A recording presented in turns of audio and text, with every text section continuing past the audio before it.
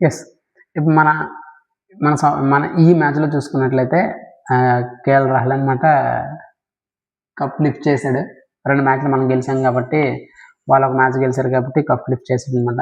అందులో చూసుకుంటే man of the series కోహ్లీకి వచ్చింది. And man of the match అనమాట యశస్వి జైస్వాల్కి ఇచ్చారు. చూసుకుంటే ఈ కప్పు తీసుకుని ఏం చేస్తారంటే, మనోడు ఫస్ట్ డెబ్యూ సెంచరీ చేశాడు కదా, ఎవరు యశస్వి జైస్వాల్ చేతిలో పెట్టేసి ఈ కప్ విన్నింగ్ మూమెంట్ అనేది ఎంజాయ్ చేస్తారు. అండ్ చూసుకున్నట్లయితే ఈ కప్ గెలవడానికి ఈ ఫైనల్ మ్యాచ్కి ప్రతి ఒక్క జరిగిన సిచ్యువేషన్స్ ఎక్కడ జరిగాయి, ఎవరు బెస్ట్గా ఆడారు, ఇవన్నీ మనం చూసుకున్నట్లయితే నెక్స్ట్ మనం చెప్పుకుందాం. అని చెప్పే ముందు మీకు మాట చెప్తున్నాను, and please subscribe my channel and like చేయండి. లైక్ చేస్తే కొంతమంది వరకు రీచ్ అవుతుంది అనమాట. అండ్ నేను కొత్తగా స్టార్ట్ చేసిన this is my first video on cricket reviews. Please subscribe my channel, అంతే. Thank you so much. And next మనం ప్రతి ఒక్కటి స్కోర్ కార్డ్ చూపించుకొని మీకు ప్రతి ఒక్కటి క్లియర్గా ఎక్స్ప్లెనేషన్ చేస్తాను. ఎక్కడ ఏం జరిగింది, ఎవరు ఎంత వరకు కంట్రిబ్యూట్ చేశారు ఈ మ్యాచ్లో అనేసి మీకు క్లియర్ కట్గా చెప్తాను. Thank you. అండ్ చూసుకున్నట్లయితే డికాక్ అండ్ బౌమా అండ్ బ్రేవియస్ వీళ్ళు పర్లేదు అనిపించారు అనమాట. ఒక డికాక్ మాత్రం ఈరోజు సెంచరీతో చెలరేగడం వల్ల 270 స్కోర్ వరకు వెళ్ళగలిగారు. చూసుకున్నట్లయితే డికాక్ 89 బంతుల్లో 106 రన్లు చేశాడు. అంతేవిధంగా 8 4లు 6 6లు కొట్టాడు. 119 స్ట్రైక్ రేట్స్, పర్లేదు, ఓకే అనిపించుకున్నాడు అనమాట. అండ్ రిక్వెస్ట్ని చూసుకున్నట్లయితే పాపం హర్షదీప్కి కీపర్ క్యాచ్ ఇచ్చి, కేఎల్ రాహుల్ చేతిలో కీపర్ క్యాచ్ ఇచ్చేసి వెనుదిరగడం జరిగింది. అండ్ బౌమా జడేజా బౌలింగ్లో కోహ్లీ చేతికి ఇచ్చేసి 67 బాల్కి 48 రన్లు కొట్టి పర్టికులర్ ఆ ప్లేస్లో అయిపోయాడు అనమాట. బ్రిడ్జికి ఏమి ప్రసిద్ధి కృష్ణ వేసిన 4వ ఓవర్లో 2వ బాల్గా అనుకుంటా ఎల్బిడబ్ల్యూగా వెనుదిరిగాడు. ఈయన చూసుకున్నట్లయితే 23 బాల్కి 24 రన్లు కొట్టాడు. మార్కులను చూసుకున్నట్లయితే పాపం మళ్ళీ కోహ్లీ క్యాచ్ పట్టించాడు అనమాట. అదే కోహ్లీకే దొరికింది ఆ క్యాచ్, దట్టు డక్అవుట్ అనమాట. పాపం ఫస్ట్ మ్యాచ్లో చూసుకున్నట్లయితే చాలా బాగా ఆడిన, ఫస్ట్ ఓపెనింగ్ దిగి మంచిగా ఆడి ఒక సెంచరీ కొట్టి ఈయన వల్ల మనం కేవలం ఓడిపోయింది కూడా సెకండ్ మ్యాచ్. సో ఈ మ్యాచ్లో థర్డ్ ప్లేస్లో వచ్చాడు, 2 వికెట్లు పడిన తర్వాత వచ్చాడు. బట్ అంత చూపించలేకపోయాడు అనమాట. చేంజ్ ఏమైనా అతనికి కొంచెం డౌన్ ఏమైనా అతనికి ఇబ్బంది పెట్టిందేమో తెలియదు. బట్ ఎనీవే 1 రన్ తీసాడు అనమాట 3 బాల్కి. ఇంకా బ్రేవియస్ చూసుకుంటే బాగా ఆడాడు. బ్రేవియస్ అనమాట షాట్లు మామూలుగా ఆడలేదు స్పిన్నర్స్కి గట.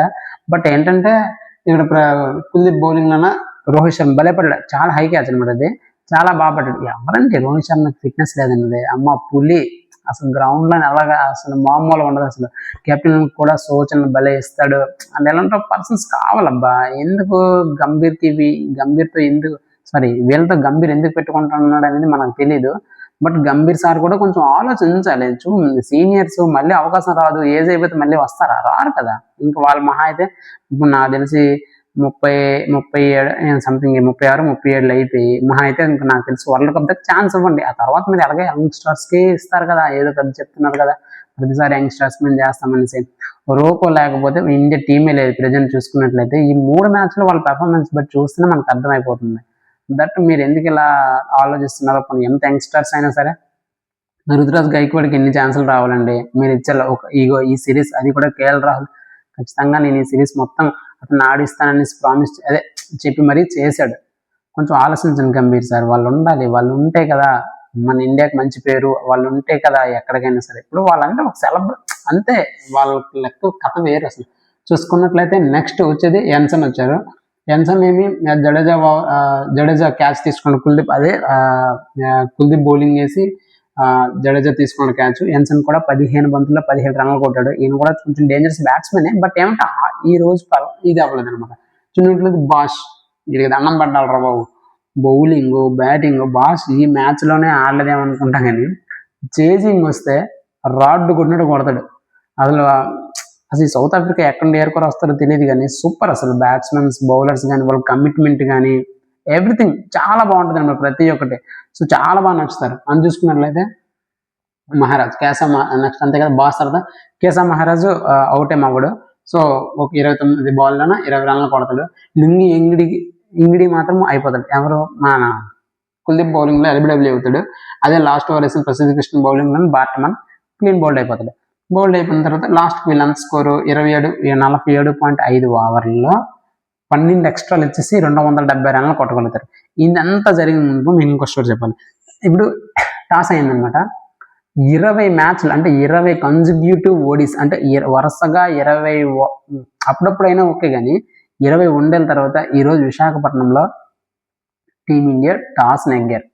టాస్ నెగ్గడం వల్ల మ్యాచ్ కూడా నెగ్గారు. చూసుకున్నట్లయితే ఆ టాస్కి వెళ్ళే ముందు చిన్న కేఎల్ రాహుల్ చిన్న స్టెప్ వేసాడండి. అయితే టాస్ గెలిచిన తర్వాత టీం డగౌట్ చూసాడనమాట. చూసి చిన్న ఇచ్చాడు అనమాట. అంటే ఇన్ని రోజులకి వెళ్ళలేదు కదా, ఇప్పుడు గెలిచాను ఇలాగ అన్నాడంట. అంటే చూడు, టాస్ గెలిస్తే టాస్లో ఎంత ఇంపార్టెంట్ ఉంది, టాస్ గెలిస్తే మ్యాచ్ గెలవచ్చు అనే కాన్ఫిడెన్స్ అనమాట అది. అని చూసుకున్నట్లయితే చాలా బాగుంది. అండ్ చెప్పుకుంటే కేఎల్ రాహుల్ చాలా డౌన్ టు ఎర్త్ అండి. పాపము అతను ఐపీఎల్లో తన వ్యక్తిగత స్కోర్స్ కోసం, తన వ్యక్తిగత దీనికోసం ఆడుతున్నాడు అనేసి అంటారే తప్ప, బట్ ఇక్కడ మనం చూసుకున్నట్లయితే ఎక్కడండి టెస్ట్లో ఓపెనింగ్ దిగుతాడు.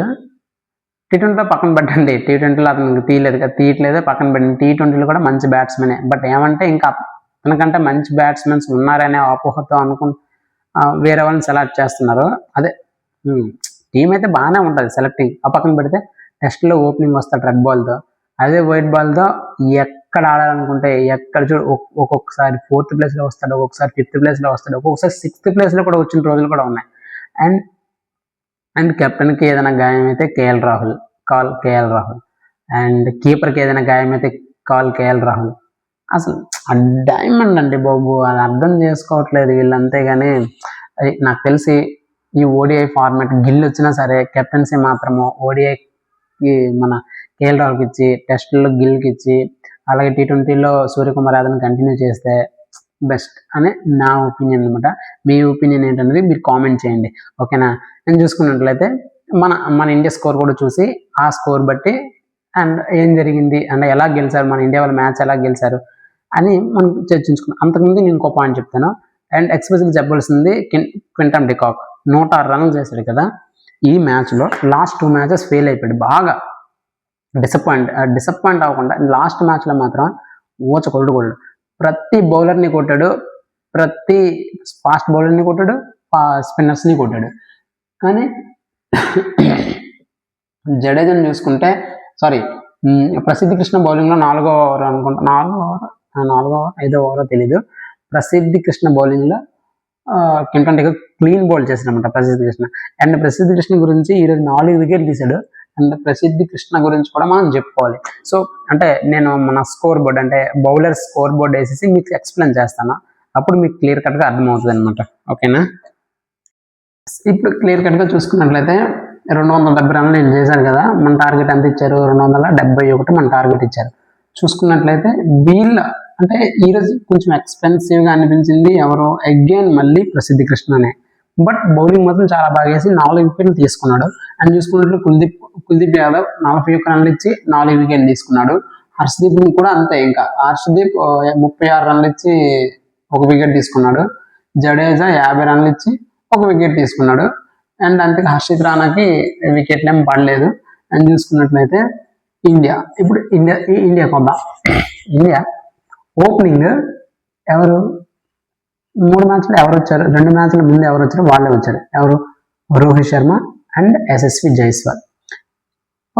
ఈరోజు యశస్వి జైస్వాల్ ఎలాగ ఆడిందంటే అంటే ఆల్రెడీ 2 మ్యాచెస్ ఆడి బాగా డిసప్పాయింట్ చేశాడు. ఎందుకు యశస్వి జైస్వాల్కి సెలెక్ట్ చేశారు, అసలు ఓడిఐ ఫార్మెట్ ప్లేయర్ కాదేమో అనేసి చాలా ఊహలు అనమాట. బట్ ఈ మ్యాచ్లో యశస్వి జైస్వాల్ సెంచరీ కొట్టి నాట్అవుట్గా ఉన్నాడు అనమాట. ఈ మ్యాచ్తో తనేంటో వన్డేస్లో ఓడీస్లో కూడా ప్రూవ్ చేసుకున్నాడు. అంతేకాకుండా నాకు తెలిసి కొంతమంది ప్లేస్ ఒక 6 మెంబర్స్ ప్లేస్లో తను కూడా ఒక ప్లేస్లో సంపాదించుకున్నాడు. అదేంటంటే ఓడిఐ ఫార్మాట్లో సెంచరీ కొట్టినాడు, టెస్ట్ ఫార్మాట్లో సెంచరీ కొట్టినాడు, అంతేకాకుండా టీ20 ఫార్మాట్లో కూడా సెంచరీస్ 3 ఫార్మాట్లలో కూడా సెంచరీస్ చేసిన వాళ్ళ జైస్వాల్ కూడా తన పేరుని రాయించుకున్నాడు అనమాట. అండ్ చూసుకున్నట్లయితే చెప్పాను కదా రోకో అసలు ఈ ఓడిఐ సిరీస్ వాళ్ళ సంబంధించినట్టుగా ఉంది అసలు. వాళ్ళ చుట్టే తిరిగింది. ప్రతి మ్యాచ్ లో కూడా ఇద్దరు కోహ్లీ చెప్పుకోవాలనుకుంటే అతను ఆల్రెడీ గోట్ అన్నారు. అతను గాడ్, అతనికి ఒక క్రికెట్ గాడ్ సచిన్ టెండూల్కర్ అలాగో అతని తర్వాత విరాట్ కోహ్లీ అలాగా. అసలు విరాట్ కోహ్లీని చూడడానికి ఎంతమంది జనం వచ్చారు తెలుసా? మ్యాచ్ గెలుస్తామా ఓడుతామా పక్కన పెడితే కోహ్లీ విశాఖపట్నం వచ్చిండు, మళ్ళా ఎప్పుడు వస్తాడో తెలీదు. నాకు తెలిసి ఎన్డీఏ ప్రభుత్వం ఉంది కాబట్టి మీద ఎన్డీఏ ప్రభుత్వం అంటే బీజేపీ ప్రభుత్వంకి మనకు కొంచెం మద్దతు ప్రభుత్వంగా ఆ విషయంలో ఏదైనా నాకు తెలిసి ఛాన్స్ ఇచ్చారే తప్ప వాళ్ళు ఎప్పుడు మన సౌత్ సైడ్ అసలు చూసేదే లేదు అసలు. ఈ నార్త్ చూసుకున్నట్లయితే సో మళ్ళీ ఎప్పుడు వస్తాడు అవన్నీ పక్కన పెడదామండి. మళ్ళీ ఎప్పుడు వస్తాడు చూద్దాం అనేది చాలా మంది 10,000 రూపాయలు నా కళ్ళు ముందే చూసానండి. నా ఫ్రెండ్స్ అయితే అమ్మాయి పాపం 8,000కి 10,000కి టికెట్లు ఉడి అమ్మ అనుకున్నాను నేను. అంతేకాకుండా సరే అక్కడ కాపేద్దాం. చూసుకున్నట్లయితే బెస్ట్ జైస్వాల్ 121 బాల్కి 116 రన్లు కదా. ఫస్ట్లో కొంచెం కొంచెం బాగా తడబడ్డాడు ఫస్ట్లో. తడబడినా సరే తర్వాత అలాగే దీనిలో మెచ్చుకోవాలనుకుంటే రోహిత్ శర్మ చాలా అంటే జైస్వాల్కి ప్రెజర్ పెట్టినవారు అనమాట. రోహిత్ శర్మ స్టెప్ తీసుకున్నారు ప్రతి దానికి ముందనమాట. రోహిత్ శర్మ కూడా 73 బాల్లోనే 75 రన్లు చేశాడనమాట. అంతేకాకుండా జైస్వాల్ చూసుకున్నట్లయితే 116 రన్లు చేశాడు 121 బంతుల్లో. అండ్ కోహ్లీ అండ్ జైస్వాల్ వీళ్ళిద్దరు కలిపి మ్యాచ్ ఫినిష్ చేస్తారనమాట. కోహ్లీ అసలు ఈ మ్యాచ్ ప్రతి మ్యాచ్ అసలు ఏం ఆడుతున్నాడు అసలు ఎక్సలెంట్. అసలు కేఎల్ రాహుల్ కెప్టెన్సీలో అయితే కోహ్లీ ఏ మ్యాచ్ కూడా ఫెయిల్ అవ్వలేదు. నాకు తెలిసి 1-2 అయితే అయ్యాడేమో తెలియదు కానీ మాక్సిమం మ్యాచెస్ మాత్రం ఫెయిల్ అవ్వలేదు. అండ్ చూసుకున్నట్లయితే ఈ సౌత్ ఆఫ్రికా బౌలింగ్ చూస్తూ కేశవ్ మహారాజ్ మాత్రం ఒక వికెట్ తీయగలిగాడు. అది 10 ఓవర్లు 44 రన్లు వచ్చేసి ఒక వికెట్ మాత్రం తీయగలిగాడు. ఈ మ్యాచ్కి మన టీమిండియా 9 వికెట్ల తేడాతో గెలిచిందనమాట. బట్ ఏంటంటే టెస్ట్ మ్యాచ్ కూడా అట్లీస్ట్ డ్రా అయినా బాగుండేది. మన ప్లేస్లోకి వచ్చి వాళ్ళు క్లీన్ సెట్ చేశారంటే కొంచెం ఏదో అనిపించింది. బట్ ఏంటంటే ఈ సిరీస్తో ఓకే కంబ్యాక్ అయ్యారు. బట్ టెస్ట్ అనేది చాలా ఇంపార్టెంట్ కదా. టెస్ట్ మ్యాచ్ కూడా గెలిచుంటే నెగ్గుంటే బాగుండేది. సో మేబీ రోహిత్ శర్మ కోహ్లీ ఉండుంటే వేరేలా ఉండేదేమో. గంభీర్ సార్ మీరు కొంచెం ఆలోచించండి. ఎందుకంటే మీ ఏమంటారు కదా, మీ యొక్క యుద్ధాలు అనేది ఇంపార్టెంట్ కాదు భారతదేశానికి, మన ఇండియాకి.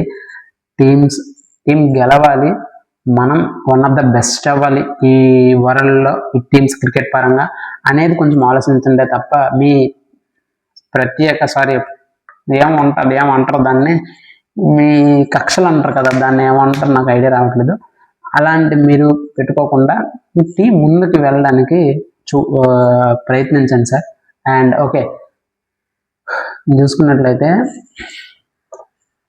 Thank you so much for watching. Keep watching and subscribe my channel and like also. Thank you.